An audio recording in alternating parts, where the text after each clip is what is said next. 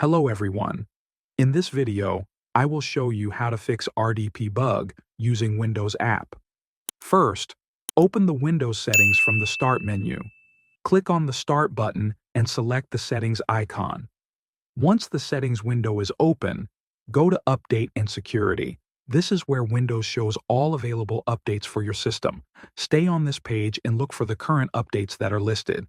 Now check carefully if you see an update with a KB number ending in 44 or 96. These are KB5077744 for Windows 11 and KB5077796 for Windows 10.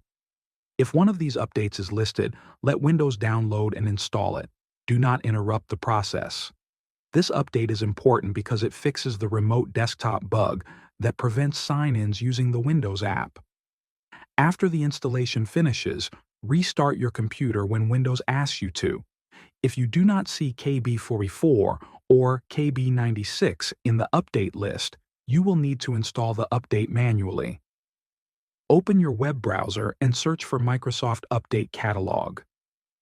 Click on the official Microsoft Update Catalog website in the search results. Once the catalog page is open, use the search box on the website. Type the KB number that matches your version of Windows. Make sure you know if you are using Windows 10 or Windows 11 before downloading anything. After searching, you will see a list of available updates. Choose the one that matches your system type. Click the Download button and wait for the file to finish downloading. When the download is complete, open the file by double-clicking it. Follow the on-screen instructions to install the update. The RDP bug should now be fixed and sign-ins should work normally. Thanks for watching.